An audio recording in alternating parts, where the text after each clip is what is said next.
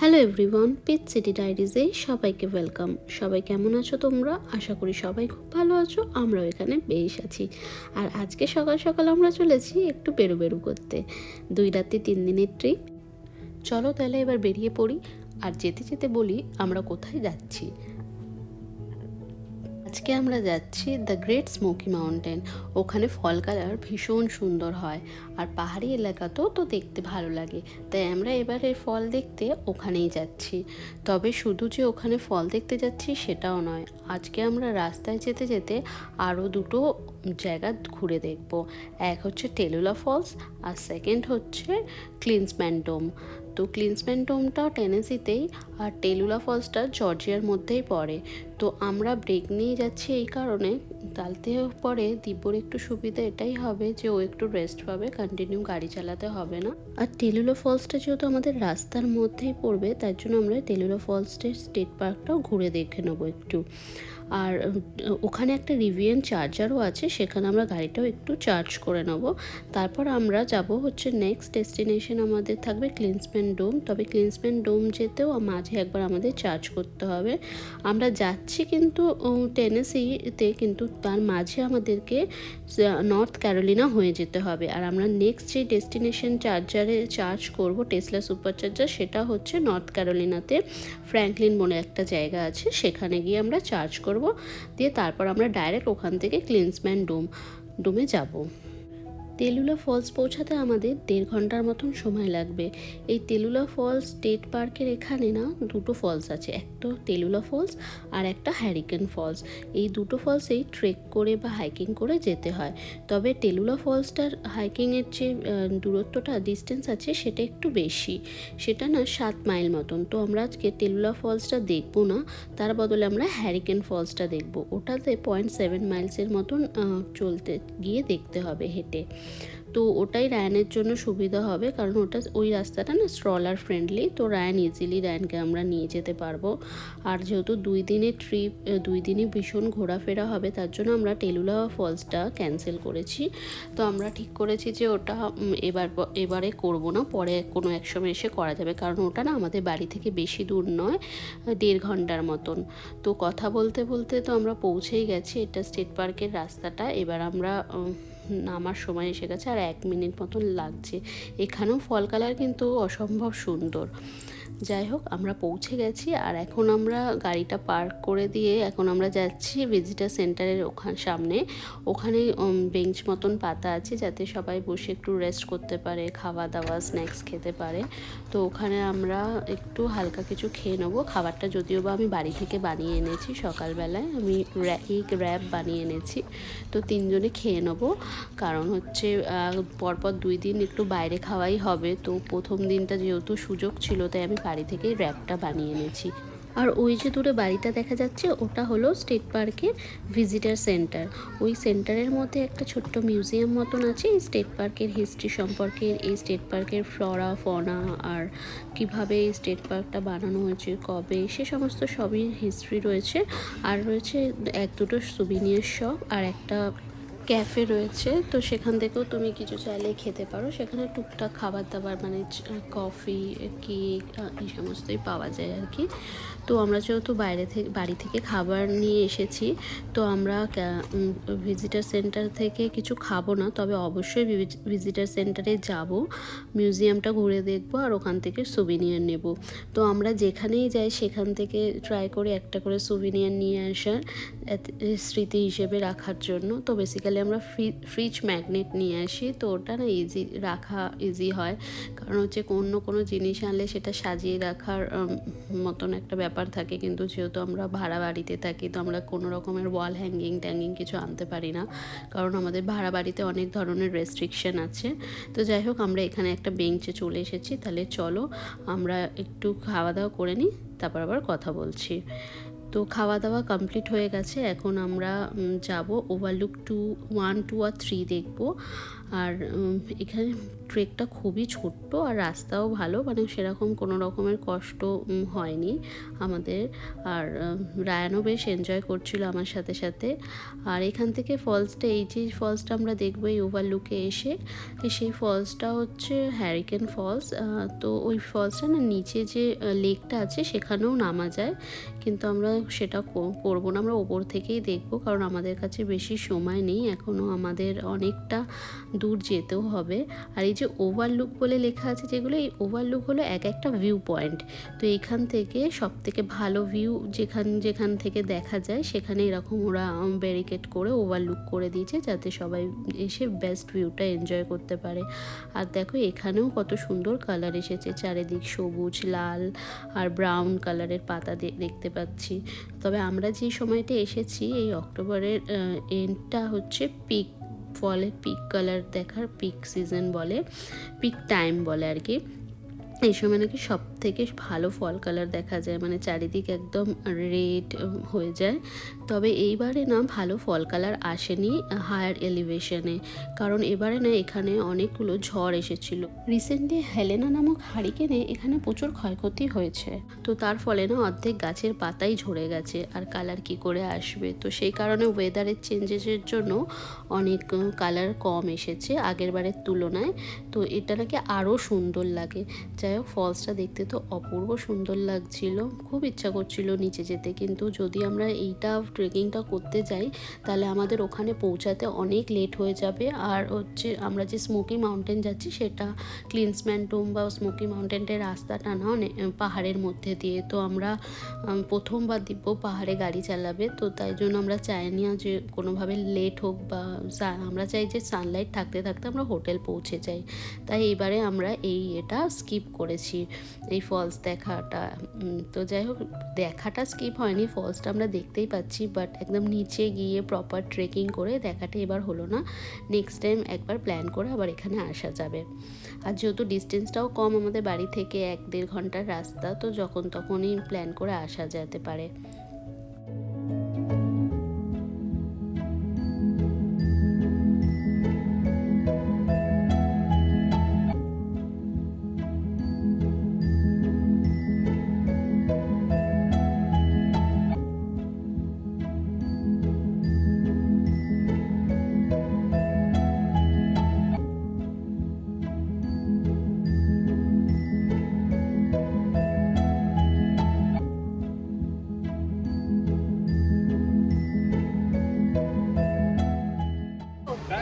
Hi Ryan. Look at me, look at me. Falls দেখা হয়ে গেছে, এখন আমরা চলে এসেছি ভিজিটার সেন্টারের মিউজিয়ামটায়। তো মিউজিয়ামটা অল্প একটু ঘুরে দেখে নিয়ে তারপরে সুভিনিয়ার কিনে আমরা ফ্রেশ হয়ে তারপরে গাড়িতে উঠে আমাদের নেক্সট ডেস্টিনেশন ক্লিন্সম্যান টোম্বে যাব। তাহলে চলো এবার ভিজিটার সেন্টার ঘুরে দেখে নিই।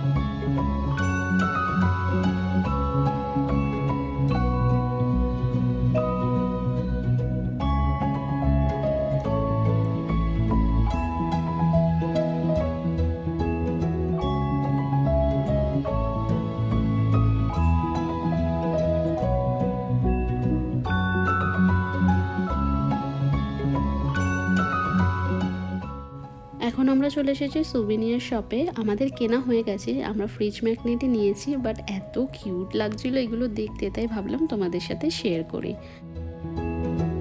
অনেকক্ষণ হয়েছে আমরা বেরিয়ে পড়েছি, আর এখন আমরা যাচ্ছি ফ্র্যাঙ্কলিন সুপারচার্জারে। এটা নর্থ ক্যারোলিনাতে। ওখানে আমরা চার্জ করে গাড়ি 100%, ওখানে কিছু খেয়ে ফ্রেশ হয়ে তারপরে আমরা বেরিয়ে যাব ক্লিন্সম্যান ডোমের জন্য। ক্লিন্সম্যান ডোম টেনেসিতেই, আর ওখানে পৌঁছাতে আমাদের 1.5 ঘন্টার মতন, 1.5 ঘন্টার একটু বেশি সময় লাগবে। আর তাহলে চলো ওখানে পৌঁছে তারপরে আবার তোমাদের সাথে কথা বলছি।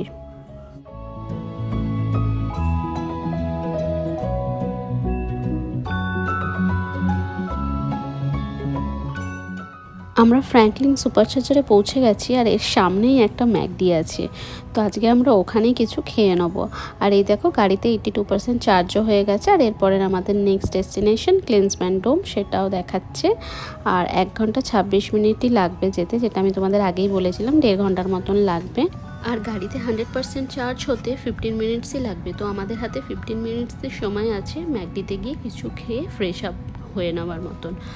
আর আমরা টাইম বেশি ওয়েস্ট করব না কারণ আমাদের এখনও 1.5 ঘন্টার পথ যেতে হবে। ওখান থেকে ক্লিন্সম্যান ডোমে দেখে আবার কিন্তু 1.5 ঘন্টার মতন ফিরে গ্যাটলিন বার পৌঁছাতেও আবার 1.5 ঘন্টার মতন লাগবে। তাই চলো এখন ম্যাকডিতে যাওয়া যাক। আর আমরা বেশি কিছু অর্ডার করিনি, জাস্ট একটু ফ্রেঞ্চ ফ্রাইস আর চিকেন নাগেটস নেওয়া হয়েছিল রায়ানের জন্য। কারণ আমরা না ওখান থেকেই তো র্যাপ খেয়ে বেরিয়েছিলাম টেলুলা ফলসের ওখান থেকে, কিন্তু রায়ান না র্যাপটা পুরোটা শেষ করেনি, একটুখানি খেয়েছিল। তার জন্যই চিকেন নাগেটসটা নেওয়া।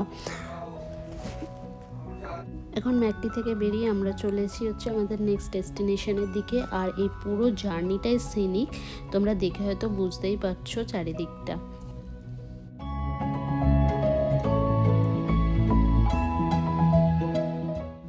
এখন আমরা যে জায়গাটা পৌঁছেছি সেই জায়গাটা, সিটিটার নাম হলো চেরোকি। আর এখানে দেখো যেহেতু হ্যালোইন সামনে ছিল, তো এখানে পাম্পকিন ক্রেভিংস হচ্ছিল, আর বেশ ছোট্ট খাটো মতন একটা ফেস্ট চলছিল এই জায়গাটাতে। আর সিটিটা ছোট্ট হলেও ভীষণ সুন্দর ছিল এই জায়গাটা দেখতে। এখানেও কিন্তু অনেকে ঘুরতে আসে, এখানেও অনেক কিছু দেখার আছে। আর এটা হলো চেরোকি রিভার। এখন জল কম থাকলেও বর্ষাকালে নিশ্চয়ই জল থাকে যখন বৃষ্টি হয়। আর এখানে এত ভালো লাগছে না, দুই দিকে পাহাড়, মাঝখানে নদী, ছোট্ট একটা শহর, আর গাছের রঙের, পাতার রং তো মানে আর কিছু বলার নেই। ক্যামেরা কতটা জাস্টিফাই করতে পেরেছে আমি জানি না, তবে আমি যেটা চোখ দিয়ে দেখেছি সেটা অসম্ভব সুন্দর ছিল। আর এই দেখো এইটাও একটা টুরিস্ট স্পট, এখানে বিয়ারের কিছু একটা আছে। এখানে না প্রচুর, বাই দ্য ওয়ে বলে রাখি, এই জঙ্গলে কিন্তু প্রচুর বিয়ার্স আছে যারা কখনো কখনো রাস্তায় চলে আসে। যখন আমরা এই গ্যাটলিন বার্গ আসা নিয়ে সার্চ করছিলাম তখন কিন্তু বহু জায়গায় দেখেছি এরকম বিয়ার রাস্তায় চলে এসেছে। আর এই দেখো কার সাথে রাস্তায় দেখা, এনাকে দেখার জন্য রাস্তায় ট্রাফিক জ্যাম পর্যন্ত হয়ে গেছিলো। ও রাস্তা ক্রস করছিল, ওই সাইডের জঙ্গল থেকে এই সাইডের জঙ্গলে আসছিল, আর ওকে দেখার জন্য সব গাড়ি লাইন দিয়ে দাঁড়িয়ে গেছিলো। আরেকটা দাঁড়িয়ে যাওয়ার আরেকটা কারণ হলো শুধু ওকে দেখাও না, যাতে ও সেফলি রাস্তাটা ক্রস করতে পারে, সেটাও আরেকটা কারণ। আর এত ভালো লাগছিল, আর চারিদিকটার এত সুন্দর কালার এসেছিল না, কি বলবো, ভীষণ ভালো লাগছিল। তো এখানে যে শুধু সবাই গাড়ি থেকে দাঁড়িয়েই ফটো তুলছে সেরকমটা না, গাড়ি সাইডে পার্ক করেও অনেকে নেমেও ফটো তুলছে, কারণ এখানটার ভিউটা ভীষণ ভালো ছিল। সামনে পাহাড় আর দুই দিকে এরকম জঙ্গল, আর তাতে এত সুন্দর পাতার কালার।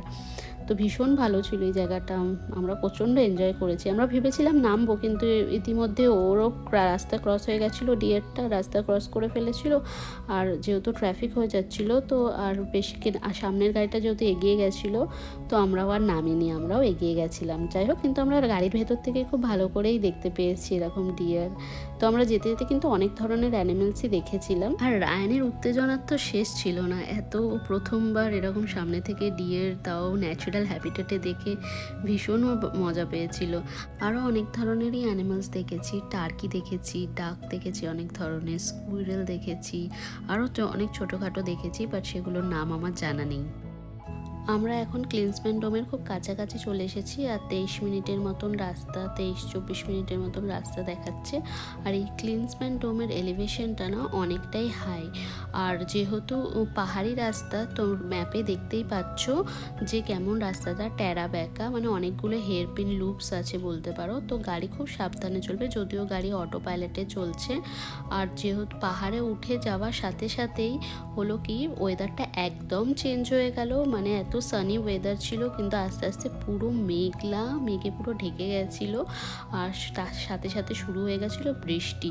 তো আমরা ক্লিন্সম্যানডোমের অনেকটাই চলে এসেছিলাম, কিন্তু যেহেতু খুব জোরে বৃষ্টি শুরু হয়ে গেছিলো আর ওয়েদারটা এতটাই খারাপ হয়ে গেছিলো যে আমরা কিচ্ছু ভিউ এনজয় করতে পারিনি। তবে কিন্তু এই মেঘলা পাহাড়ে মেঘ, এই ওয়েদারটাও খুবই সুন্দর লাগছিল দেখতে।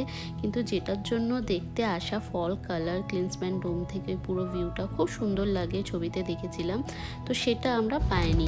আর যেহেতু খুব জোরে বৃষ্টি চলে এসেছিলো আর পাহাড়ি রাস্তা, সেহেতু আমরা ডিসাইড করি যে আমরা আর পিক পর্যন্ত যাব না ক্লিন্সম্যানডোমের, আমরা নেমে যাব। কিন্তু এই নামার পথেও আমরা গাড়ি থামিয়ে অনেক জায়গায় দাঁড়িয়ে ভিউ এনজয় করেছি। আর ক্লিন্সম্যানডোম থেকে গ্যাটলিনবার্গ ডাউনটাউন, মানে আমাদের হোটেলটা ডাউনটাউনে ছিল, তো সেই রাস্তাটা এতটাই সিনিক ছিল যে কি বলবো। তো আমরা বেশ কয়েকবার গাড়ি থামিয়ে ভিউ এনজয় করেছি। যেমন এই একটা স্পটে আমরা দাঁড়িয়েছিলাম, এখান থেকে নদীটা বয়ে যাচ্ছে আর মানে অসাধারণ সাউন্ড, আর তার চারপাশের অ্যাম্বিয়েন্স এত সুন্দর, মানে কি বলবো। আর এখান থেকে না অনেক ফিশিং করে আর অনেক ধরনের মাছ পাওয়া যায়, এখানে তার ইনফরমেশনটা দেওয়া ছিল, তো আমি সেটা শেয়ার করেছি। তো যেতে যেতে আমরা আরও একটা জায়গায় দাঁড়িয়েছিলাম, সেই জায়গাটাও অসাধারণ সুন্দর ছিল। আর আমাদের ডাউনটাউন গ্যাটলিনবার্গ পৌঁছাতে প্রায় 1-1.5 ঘন্টার মতন লেগে গেছিলো, কারণ আমরা স্পটগুলো এত সুন্দর ছিল যে আমরা প্রতিটা স্টপে, মানে যেখানেই দাঁড়ানোর মতন পজিশন ছিল, মানে একটু কার্ভ করে গাড়ি দাঁড় করে ভিউ এনজয় করার মতন জায়গা ছিল, আমরা প্রায় এভরি স্পটসে দাঁড়িয়েছি ওখানে, আর দাঁড়িয়ে ছবি তুলেছি, মানে দেখেছি আশপাশটা ঘুরে। শুধু আমরা নয়, প্রত্যেকেই তাই করছিল, আর সেই কারণে ট্রাফিকটা স্লো মুভিং হয়ে গেছিলো। যাই হোক, মানে এরকম অনেকগুলো স্পটেই আমরা দাঁড়িয়েছিলাম, তার মধ্যে থেকে 1-2টো পর যেগুলো তোমাদের সাথে শেয়ার না করলেই নয়, মানে প্রতিটা জায়গায় সুন্দর ছিল, বা যেগুলো শেয়ার না করলেই নয়, তো আমি সেগুলোই শুধু শেয়ার করছি। ভীষণ সুন্দর ছিল, মানে আমরা প্রচণ্ড এনজয় করেছি, আর আমরা ডিসাইড করেছি আমরা নেক্সট ইয়ারও আসবো। তবে এটাই হলো আমাদের লাস্ট স্পট। এরপর একদম আমরা ডাইরেক্ট হোটেলে যাব, আর আমাদের হোটেলটা তোমাদের আগেই বলেছি ব্লগের মধ্যে, ডাউনটাউনে। তো চলো এবারে হোটেলে পৌঁছে আমরা ফ্রেশ হয়ে তারপর একটু ডাউনটাউনটা দেখতে ঘুরতে বেরোবো।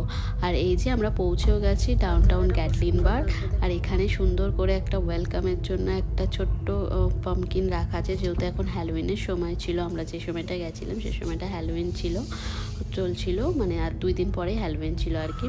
তো এখানে এসে গেছে, এখান থেকে আমাদের হোটেলটা 2-3 মিনিটের মতন রাস্তা। আমরা এবারে কোর্টিয়ার্ড ম্যারিয়েটে থাকছি, তো ওটা একদম ডাউনটাউনে থাকার জন্য আমাদের সুবিধা কী হয়েছিল, বাকি সমস্ত আমরা যে নেক্সট ডেতে ঘুরেছিলাম, উবের মাউন্টেন বলো বা গেটস কোভ, তো ওগুলো সব কিছু সামনে ছিল। আর ওই যে দূরে দেখা যাচ্ছে বড় বিল্ডিংটা, কোর্টিয়ার্ড ম্যারিয়েট লেখা, ওটাই আমাদের হোটেল। তো চলো এখন হোটেলে গিয়ে ফ্রেশ হয়ে তারপরে আবার আমরা বেরোবো একটু ডাউনটাউন গ্যাটলিনবার্গ ঘুরে দেখতে। সন্ধ্যাবেলায় ডাউনটাউন গ্যাটলিনবার্গ ভীষণই সুন্দর লাগে দেখতে, এটা একটা ছোট্ট হিল স্টেশন যেহেতু, তো এখানে নাইট লাইফ খুব সুন্দর হয়।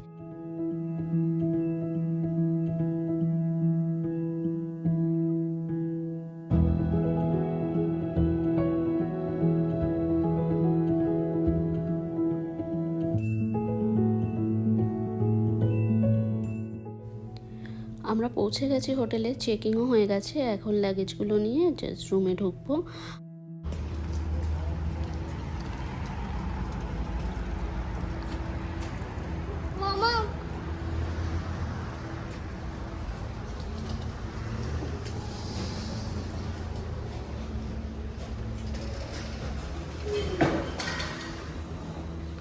চলো লেটস গো।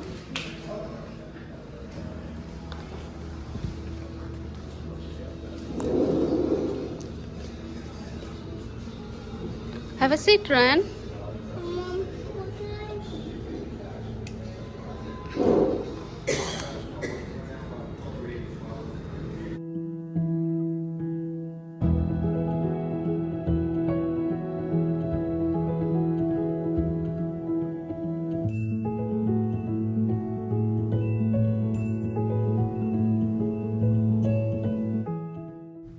আর এটা ছিল আমাদের হোটেলের উইন্ডো ভিউ, যেটা অসাধারণ সুন্দর ছিল। সামনের ওবের মাউন্টেনের পাহাড়টা দেখা যাচ্ছিল, একটা বড় বিল্ডিং, তার সাথে সুন্দর গাছপালা, আর নিচে যে জাকুজিটা ছিল সেটাও দেখা যাচ্ছিল।